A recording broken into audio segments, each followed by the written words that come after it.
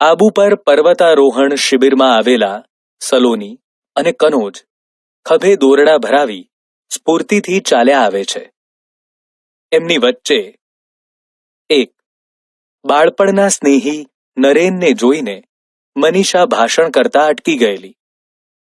2 અકસ્માતો નડવા છતાં એણે હિમાલયના શિખરો સર કરેલા. અને 3 ગઈકાલે એણે એક કુટુંબને રીંછ સામે રક્ષણ આપી બચાવી લીધું. એ વિશે વાતચીત થાય છે.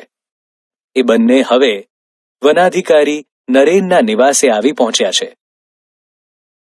નરેનભાઈ, ગઈકાલે ચારેકના અરસામાં તમે ભરત ટેન્ક પાસે થઈને પસાર થયા હતા. હા, તમે લોકો એ વિસ્તારમાં હતા તો મને બોલાવ્યો કેમ નહીં? અહીં જંગલમાં કોઈ ઓળખીતો અવાજ કાને પડે એવું બનતું જ નથી. મને કોઈએ બોલાવેલો? ના, તમને જોઈને કોઈક બોલતા અટકી ગયેલું. મારા જેવા સાદા માણસને તારી આ ગોપિત વાણી નહીં સમજાય. લો, આ સમાચાર વાંચો. લો, એમાં ફોટો છે અને સમાચાર તમારા માટે અજાણ્યા નથી. બધા પર્વતારોહકો જાણે છે.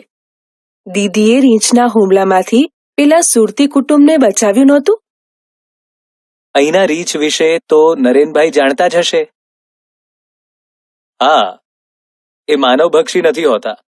માણસને જોઈને જનૂનથી પ્રતિકાર કરે છે. એમના હાથના પંજા આપણા મોં પર વાગી ગયા તો ભારે જોખમ, અને આ સમાચાર મુજબ તો ભાગ્યે જ બચત. 8-10 વર્ષના 2 બાળકો સાથે નીકળનાર એ કુટુંબને ધન્ય છે. કદાચ રસ્તો ભૂલ્યા હશે અથવા અમારી ટુકડીને દૂરથી જોઈને ટૂંકો રસ્તો લીધો હશે. એમને ખબર હતી કે અહીં કોચ તરીકે સેવાઓ આપતા બહેન સુરતના છે. મનીષા દેસાઈ. મનીષા, સુરત. ખેર, જે હોય તે સારું થયું. આ સમાચાર છપાયા તેથી લોકો જરા સંભાળીને ફરશે. આમાં પણ તમને કશું રોમાંચક ના લાગ્યું? તું કેમ આજે બધું આ રીતે પૂછે છે?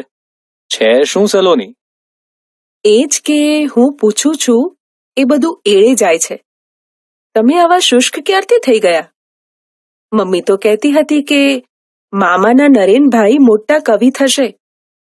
કહે છે કે નૈસર્ગિક સૌંદર્ય પાછળ તમે ગાંડા હતા, તેથી તો ફોરેસ્ટ ઓફિસરની તાલીમ લીધેલી. એમાં તથ્ય હશે, પણ મારી રીતે કહું તો હું માનવ હૃદયના સૌંદર્ય પાછળ ગાંડો હતો. પ્રકૃતિ એની બાહ્ય છબી હતી, પણ જીવનમાં એક અણધારી ક્ષણ આવી, ઊંડો આઘાત કરી ગઈ. મૂળ વસ્તુ ગુમાવ્યા પછી એની બાહ્ય છબીનો, આ નૈસર્ગિક સૌંદર્યનો પણ એટલો મહિમા ન રહ્યો. હવે માત્ર નોકરી કરું છું, અલબત્ત નિષ્ઠાથી. તમે લગ્નના બધા માંગા કેમ પાછા ઠેલો છો? એટલા માટે કે મનીષા દેસાઈ નામની એક નમણી ને નાજુક કન્યા પર તમે કવિતાઓ લખતા, પણ એણે લગ્નની ના પાડી. એ નમણી અને નાજુક હતી એ ખરું, પણ એના પર કવિતા નહોતો લખતો. હું એને જ કવિતા માનતો હતો. અને બીજું, એણે ના નહોતી પાડી. ખેર, એ નાજુક કન્યાનું નામ મનીષા હતું. અટક દેસાઈ, અને ગામ સુરત હતું. તેથી આ ખડતલ અને નિર્ભય કન્યાને હું મારા પૂર્વજીવનની મનીષા માની લઉં. હવે તો એની અટક પણ બદલાઈ ગઈ હશે. અને ન બદલાઈ હોય તો?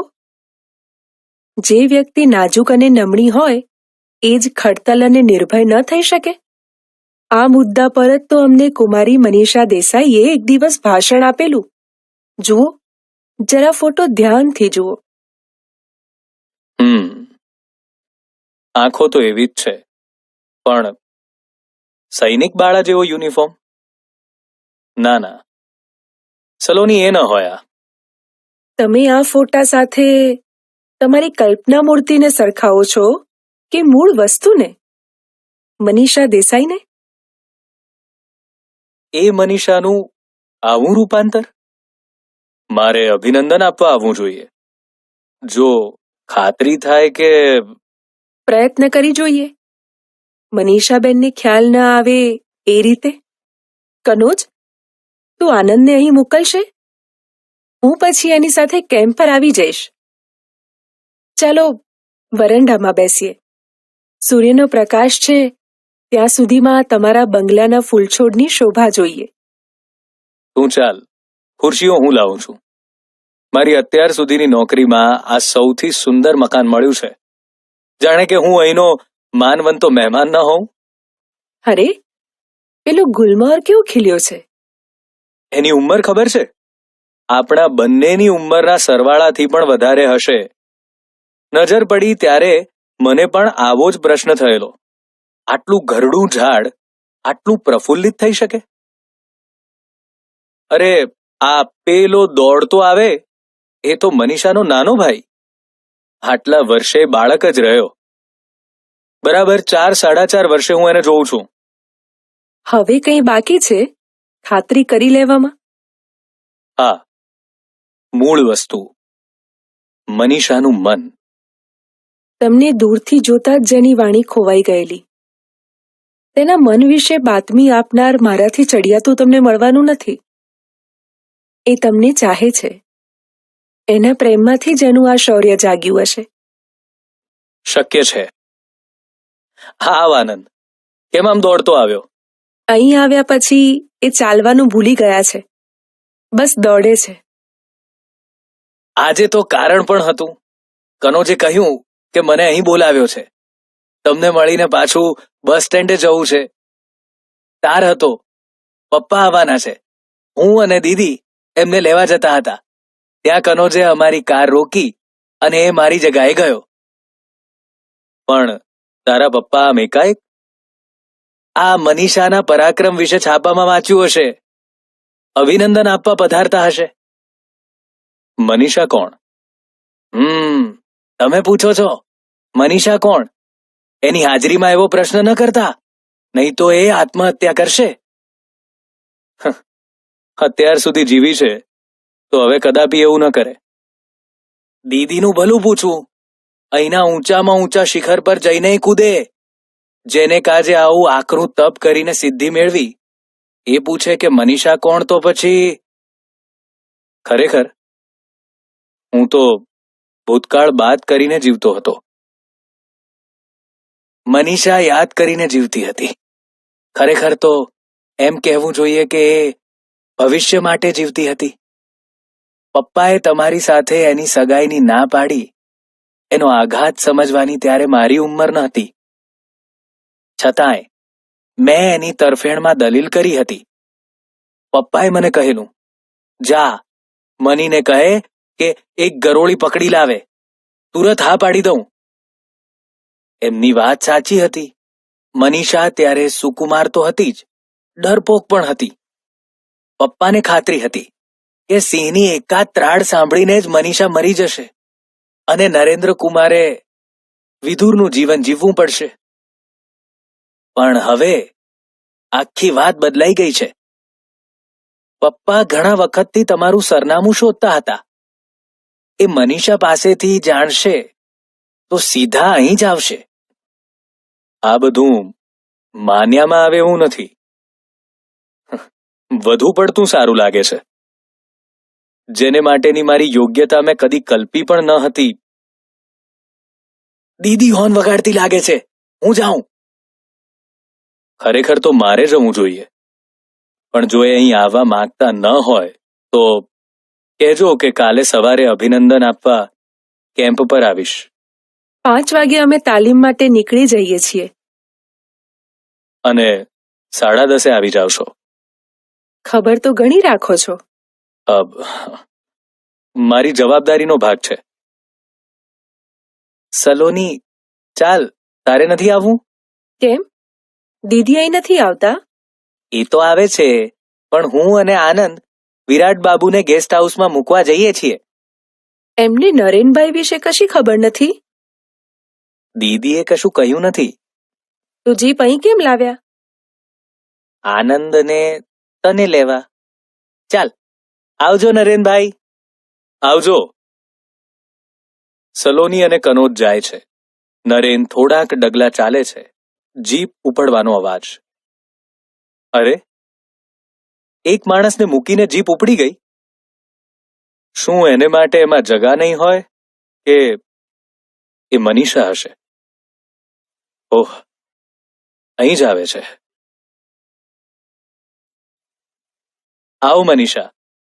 આ છોકરાઓએ ભૂમિકા તૈયાર કરી ન હોત તો હું તને ઓળખી શક્યો ન હોત.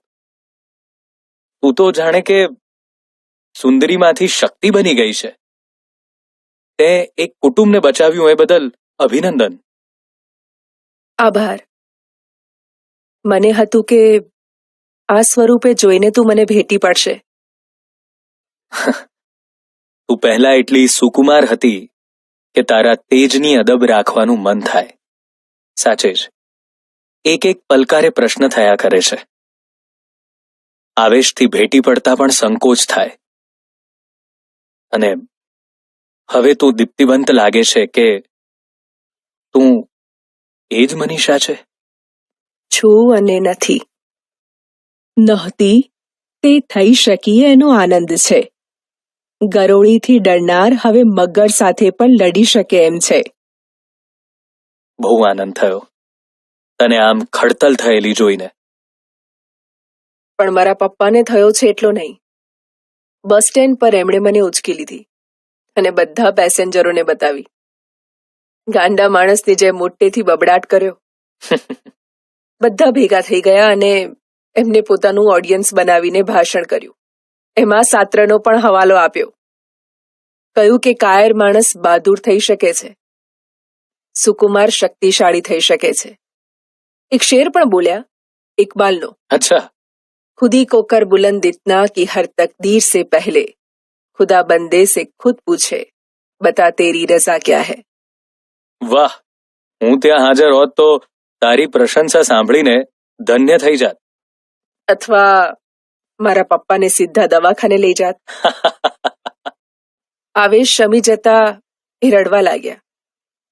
એ તો અમે સોગંદ દઈને જીપમાં બેસાડી દીધા, નહીં તો છાપા માટે એક બીજા સમાચાર બનત. દીકરીના પરાક્રમથી પાગલ બની ગયેલા પિતા અને એમનો આનંદ ખરેખર તો પોતે ખોટા પડ્યા તેનો હતો. કઈ બાબતે? ગરોળીથી ડરનારે રીંછને ડરાવ્યા એ. પપ્પા મોટેથી કહેતા હતા, સાંભળો એ મુસાફરો, દુનિયાથી થાકેલા લોકો સાંભળો, માણસ માટે કશું અશક્ય નથી. સાર્ત્ર કહે છે તેમ એ આકાશના તારા સુધી પહોંચી શકે છે. હું કહીશ કે એ આકાશના તારાને ફૂલની જેમ વીણી શકે છે. પપ્પા શિકારી હતા ને એકવાર મમ્મીને સાથે લઈ ગયેલા. એની ઈચ્છા નહોતી, આજ્ઞા માનીને ગયેલી. માંચડા પર હોવા છતાં નીચે વાઘની છલાંક જોઈને એ ચીસ પાડી ઉઠેલી. એ પછી હૃદયના ધબકારાનું દર્દ કોઈ ઉપાય દૂર ન થયું તે ન જ થયું. આજે મમ્મી જીવતી હોત તો આ સમાચાર વાંચીને એના ધબકારા કાયમ માટે શમી ગયા હોત. પપ્પા કહેતા હતા, એમની વાત મને સાચી લાગી. તું તો સાહસમાં મારાથી પણ આગળ નીકળી ગઈ. નિર્ભય થતા જ તું પ્રેમ સ્વરૂપ બની ગઈ અને સર્વાત્મ ભાવે એક ભયંકર પ્રાણીના પંજા. ખબર હતી કે જે ભયંકર લાગે છે એ હિંસક નથી. હવે તો મારો રોજનો અનુભવ છે કે આ પ્રકૃતિ માતા છે, વરદાત્રી છે. માણસો કેમ ભૂલી જાય છે કે દૂરથી અવાજ આવે છે, she is greater than me because she is my daughter. Manisha, આ કોનો અવાજ છે? સહેજ નજીકથી અવાજ. આ એ મારાથી પણ મહાન છે, સાક્ષાત શક્તિ છે. એ સિંહ પર સવારી કરે એવી છે તો પછી રીંછનું શું ગજું? આ તો પપ્પા, બીજું કોણ? સાચે જ એમનું ચસકી ગયું છે. આ વિશ્વમાં સૌથી સુખી માણસ હું છું. ઈશ્વરની ઈચ્છા હોય તો એની પાસેથી હું આખો પર્વત ખરીદી લઉં. નો નેવર, હું કઈ યુધિષ્ઠિર નથી. એકે વાર શા માટે ખોટું બોલું? યાદ કરી જુઓ, આ સજ્જનને ઓળખો છો? નમસ્તે મુરબ્બી, પધારો. નમસ્તે યંગ મેન. પપ્પા, આ નરેન્દ્ર કુમાર છે, આબુના ફોરેસ્ટ ઓફિસર, જેમની આગળ તમે એકવાર ખોટું બોલેલા. ઓહો હો, પેલો કવિ મનીષા પર કવિતા લખતો હતો એ હવે કોઈના પર કવિતા લખતો નથી. તો મારા પર લખ. હું આજે સૌથી સુખી છું. Most happy man in the universe. એક શું 2 કવિતા લખ. દુઃખી માણસ સુખી વિશે લખે તો સાચો અર્થ ભાગ્યે જ પ્રગટ થાય. ઓ તને શું દુઃખ છે ભાઈ?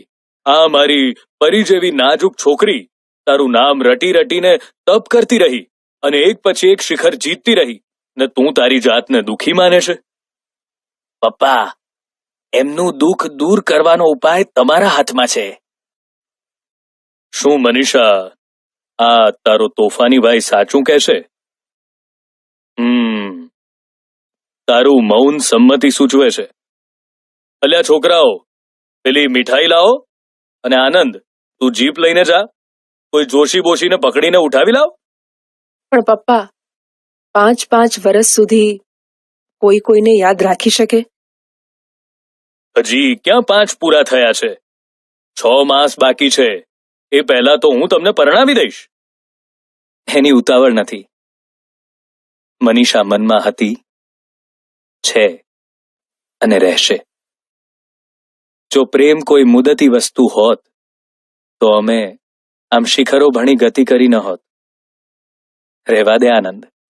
હા, જોશીને બોલાવવાની જરૂર નથી. પહેલા તો હું આ શિબિર પૂરી કરીશ. પછી અમે થોડા દિવસ